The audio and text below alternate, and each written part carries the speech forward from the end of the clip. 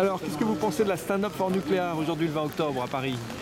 Un petit peu humide, mais bon, comme on s'intéresse au climat, on n'est pas insensible. Est-ce que c'est utile alors que les citoyens se mobilisent? Que les citoyens se mobilisent, ouais, c'est indispensable, et surtout que les citoyens apprennent à connaître cette énergie, qui est le nucléaire, qui est une énergie naturelle et qui est probablement celle dont on aura besoin pour sauver le climat. Est-ce qu'ils ont raison d'en avoir peur alors? Ou est-ce qu'il faut qu'ils l'étudient et comment faire pour que peut-être ils en aient moins peur? Ceux qui en ont peur, souvent, c'est ceux qui ne connaissent pas. Moi, j'ai des tas de gens qui me disent oui, le nucléaire, on aimerait bien, mais il y a des déchets. Mais je leur pose souvent la question, est-ce que vous en avez déjà vu des déchets? Est-ce qu'il y a des solutions pour les déchets? On dit toujours qu'il n'y a pas de solution. Moi, j'ai travaillé un certain nombre d'années dans le nucléaire et j'ai trouvé aucun problème posé par les déchets nucléaires qui n'ait pas trouvé de solution, et même plusieurs solutions. Donc personnellement, je ne connais pas de problème soulevés par les déchets nucléaires. Est-ce que les enfouir, on dit que c'est mettre la poussière sous le tapis? Est-ce que c'est vrai? Les enfouir, c'est la solution idéale. Si on ne les enfouit pas, on les laisse en surface. Il y a des tas de déchets nucléaires qui ne posent aucun problème parce qu'ils ne sont pas beaucoup plus radioactifs que la radioactivité naturelle, mais ceux auxquels vous faites allusion, là, qui sont les déchets très radioactifs, ceux-là, le meilleur endroit où on peut les mettre, c'est à l'abri loin de la surface, à un endroit où on n'aura pas besoin de les surveiller, et surtout à un endroit où nos petits-enfants n'auront pas besoin de les surveiller. La radioactivité, il y en a partout, il y en a déjà dans ce sol. En rajouter un petit peu, c'est une goutte d'eau par rapport à la radioactivité naturelle, ça peut être enfouir. Comment on peut être sûr qu'elle ne va pas ressortir et polluer les humains dans 100 ans, 1000 ans Le nucléaire, il a des inconvénients, mais la radioactivité, elle a quand même un avantage, c'est que par définition, elle décroît. Et donc, dans 1000 ans, la radioactivité de ces déchets qu'on aura enfouis, elle aura disparu. Donc, pendant ces 1000 ans, mettons-les à un endroit où ils ne gêneront personne. La radioactivité, ça disparaît. Donc, quand ça remontera à la surface, ce sera plus radioactif. Ce sera des éléments naturels, comme tous ceux qu'on mange, qu'on boit, qu'on respire tous les jours. Est-ce que ça peut chauffer? Est-ce que ça peut dégager de l'hydrogène? Est-ce que c'est dangereux? Ça peut créer des explosions? Ou c'est prévu pour être suffisamment dilué pour tenir cette période? C'est pas une question de dilution. Ces déchets, là, ils sont emballés dans des matrices de verre qui ont été choisis simplement parce que c'est les verres qui, dans la nature, résistent le plus au temps et au millénaire. Et même si ça produit de l'hydrogène, quel est le problème? L'hydrogène, c'est l'élément le plus répandu sur cette planète, quand même. Donc c'est acceptable. Hein, d'un point de vue éthique, on peut considérer que c'est acceptable? Il y a des gens qui ont étudié toutes les questions que vous soulevez, là, qui se sont posées les mêmes questions. Quels problèmes on peut rencontrer? Comment faire pour éviter que ça remonte à la surface? Tout a été résolu. Et les Finlandais et les Suédois qui ont aussi un projet d'enfouissement, non pas dans de l'argile mais dans du granit, qui sont arrivés aux mêmes conclusions que c'était la meilleure solution pour les déchets les plus radioactifs.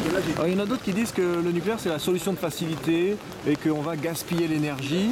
Est-ce que c'est un argument pour souhaiter la diminution du nucléaire par rapport à peut-être la décroissance qui est nécessaire pour faire face aux énergies fossiles qui se raréfient?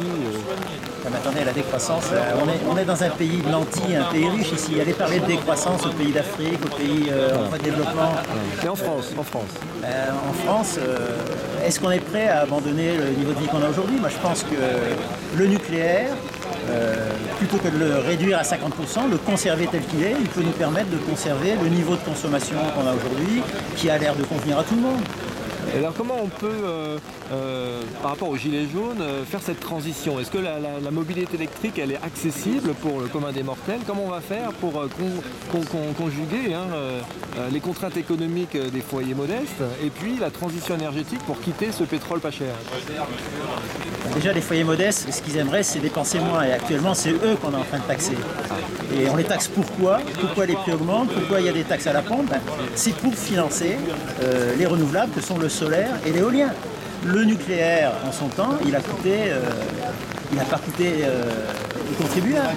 Il a été financé entièrement par des emprunts qui ont été entièrement remboursés par le consommateur. Et malgré ça, le consommateur d'électricité, il a depuis 40 ans payé l'électricité la moins chère d'Europe. Donc où est le problème? Donc on l'a déjà démontré, lors de notre précédente transition énergétique, la transition nucléaire il y a 30 ans, 40 ans, on a démontré qu'on peut faire ce changement, cette transition énergétique sans que ça coûte aux foyers modestes et sans que ça coûte les taxes énormes qu'on est en train de prélever aujourd'hui. Combien par exemple 10 milliards par an aujourd'hui pour financer le solaire et l'éolien. C'est un scandale. Est-ce qu'on ne laisse pas une dette avec le démantèlement des centrales? Est-ce qu'on ne laisse pas une dette? Ou est-ce que c'est provisionné vraiment Attendez, la dette, ça fait 40 ans qu'on paye une provision pour préparer le démantèlement des centrales nucléaires. On l'a déjà payé. Et malgré ça, je répète, on a bénéficié du kilowattheure le moins cher du monde. Donc, comment on va faire pour, avec Flamanville, avec l'EPR qui a l'air de coûter peut-être le double de ce que ça a coûté, est-ce que l'énergie nucléaire va faire augmenter le prix de l'électricité dans 10 ans, dans 20 ans? Ça, c'est ce que vous trouvez dans tous les journaux, mais faites un petit calcul. L'EPR, effectivement, il était prévu à 3,5 milliards. Aujourd'hui, il va coûter 12 milliards. C'est un prototype, je rappelle. Mais il va produire de l'électricité pendant 80 ans. Si vous faites le calcul, si vous ramenez ces 12 milliards au kilowattheure produit, vous allez trouver un chiffre dérisoire, c'est 1,5 centimes par kilowattheure. Donc c'est imbattable, même cet EPR que certains prétendent qui coûte très cher, il est nettement moins cher, il coûte nettement moins cher que les kilowattheures solaires et éoliens qui ne sont pas rentables et qu'on est obligé de subventionner pour que cette industrie se développe. Et alors est-ce que la loi et la PPE va permettre de conserver 63 gigawatts en 2050 ou est-ce que le gaz va compenser l'intermittence des renouvelables si on ne construit pas assez de PR d'ici cette date C'est pas moi qui ai la réponse. Est-ce qu'il y a un danger? Il y a un danger qu'on réduise effectivement nos capacités nucléaires pour rien et que ça soit remplacé par du gaz. Le gaz, tout le monde le sait, ça produit 2 fois moins de CO2 que le charbon, mais ça en produit 100 fois plus que le nucléaire. Donc le gaz, c'est pas l'avenir. Le gaz, il faut l'éradiquer, de même que le pétrole et de même que le charbon. Le problème de l'électricité aujourd'hui, c'est un faux problème en France. Notre électricité, elle est déjà décarbonée. Le problème du changement climatique, pour nous Français, c'est celui qui est lié à nos émissions de CO2 qui viennent de 2 sources essentiellement, nos voitures et nos chauffages non électriques. Il faut passer au chauffage électrique, il faut passer à la voiture électrique, à condition que cette électricité soit décarbonée. Alors le nucléaire, c'est quoi? C'est 17% de l'énergie finale aujourd'hui avec 63 gigawatts. Est-ce qu'il faut maintenir un plafond à 60 gigawatts ou est-ce qu'il faut augmenter à quel curseur mètre? Est-ce que c'est 80? Est-ce que c'est 100 gigawatts pour arriver à tenir le facteur 4 en CO2 en 2050? Il y a plusieurs solutions possibles, mais si on utilise le nucléaire, il suffit de faire monter un petit peu le nucléaire pour qu'on arrive à résoudre cette équation. De combien alors par rapport à aujourd'hui? Est-ce que vous avez une petite idée? Moi personnellement, si vous me demandez mon avis à moi, le nucléaire, on peut monter à 100% nucléaire. Pourquoi pas? Avec l'hydraulique quand même, avec l'hydraulique. Avec l'hydraulique, bien sûr. Voilà, mais l'hydraulique, il y a des puissances installées importantes, mais l'hydraulique c'est la première énergie renouvelable en France, pour produire de l'électricité.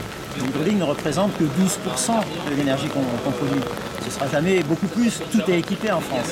Ce qu'on peut faire de plus avec l'hydraulique aujourd'hui, c'est faire du stockage de façon un peu plus importante, mais il faut là aussi vaincre des réticences dans les régions de montagne, parce que chaque fois que vous allez construire un lac de retenue ou un lac de repompage supplémentaire, vous allez avoir des gens qui vont être mécontents. Mais l'hydraulique, effectivement, il y a encore quelques marges de progression, et avec l'hydraulique et le nucléaire, on n'a pas besoin de ces énergies intermittentes qui sont une mode aujourd'hui, une mode de pays riches. Mais c'est une mode qui nous oblige aussi à importer de Chine des capteurs solaires qui sont fabriqués avec une énergie charbon. Et c'est scandaleux parce que c'est ça qui donne une empreinte CO2 aux capteurs solaires que personne ne connaît. Le solaire, avec ses capteurs photovoltaïques, il émet 10 fois plus de gaz carbonique que le nucléaire. Alors même en PACA, dans le sud, est-ce qu'il faut investir dans le solaire, alors subventionner massivement pour là où il y a du soleil alors... Il y a solaire et solaire. Moi j'ai installé mon premier capteur solaire il y a 40 ans. Mais ce n'était pas un capteur photovoltaïque, c'était un capteur thermique. Aujourd'hui, je viens de terminer une maison où j'espère pouvoir passer ma retraite. Cette petite vallée des Pyrénées, c'est une maison bioclimatique où le soleil joue un rôle énorme. Mais ce n'est pas du photovoltaïque, c'est du solaire thermique. Et effectivement, dans toutes les régions du sud où il y a du soleil, il faut l'utiliser. C'est gratuit. Et pas le photovoltaïque? Alors il ne faut pas le subventionner en PACA? La facilité du solaire thermique, c'est quand même qu'il permet, et c'est ce qu'on fait chaque fois qu'on a des chauffe-eau solaires thermiques, il permet de stocker l'énergie. Tout simplement dans des chauffe-eau. Il n'y a pas besoin de batterie au lithium. Certains rêvent d'avoir une énergie solaire qui permette de subvenir aux besoins du pays, mais personne ne réalise que simplement une journée de consommation électrique en France en hiver, c'est-à-dire 2 TWh, pour stocker cette énergie, parce qu'il faudrait la stocker s'il n'y a pas de soleil pendant 3 jours ou pas de vent, il faudrait consommer des quantités de lithium qui sont supérieures à la production mondiale, simplement pour stocker une journée de besoins électriques pour un pays comme la France. Donc, il faut avoir ces ordres de grandeur en tête. Le solaire, c'est pas la solution, et le stockage, c'est pas la solution. Le stockage de l'électricité, c'est pas la solution. Est-ce qu'on a fait le bilan des grandes centrales photovoltaïques et par exemple on vient d'installer sur du flottant une très très grande centrale photovoltaïque pour 17 millions d'euros, importée du Mexique à 97%. Est-ce que c'est le bon investissement? Si vous me posez la question à moi, je pense qu'il y a beaucoup mieux à faire que ça. Beaucoup mieux à faire que ça. Je répète ce que je disais tout à l'heure, plutôt que de mettre 10 milliards dans ces subventions au solaire et au photovoltaïque, aujourd'hui on peut mettre 10 milliards dans un EPR qui va produire 100 fois plus d'énergie pendant 4 fois plus longtemps, pendant 80 ans. Donc, alors on sait en construire maintenant l'EPR2, est-ce qu'on va savoir les construire? l'EPR2, il faut faire confiance aux ingénieurs. On a réussi il y a 30 ans, 40 ans à bâtir un programme nucléaire sans précédent. Aujourd'hui, l'EPR, personne ne lui a trouvé de défaut encore, à part les défauts de soudure de notre chantier Flamanville. Il y a 2 EPR qui fonctionnent en Chine et pour l'instant, les Chinois en sont satisfaits. Et cet EPR, il remplit sa mission. Donc je ne sais pas si le réacteur de demain sera l'EPR. Je pense qu'il y a beaucoup de régions du monde où on aimerait pouvoir installer des plus petits réacteurs qui demandent des investissements moins importants, qui demandent d'investir non pas des milliards mais quelques centaines de millions. Ça, probablement, il faut le développer. Et on a tous les atouts pour le faire en France, puisqu'on a bâti des petits réacteurs de propulsion navale pour des besoins militaires. Aujourd'hui, utilisons-les pour le plus grand bien-être des consommateurs pour produire de l'électricité civile. Et alors, est-ce qu'on aura assez d'uranium pour sauver le climat? Est-ce qu'il faut geler Astrid, les projets de surgénération pour le futur? L'uranium, il y en a autant qu'on en veut. Aujourd'hui, c'est vrai que les réserves d'uranium avec les réacteurs actuels, c'est de l'ordre d'un siècle, une centaine d'années.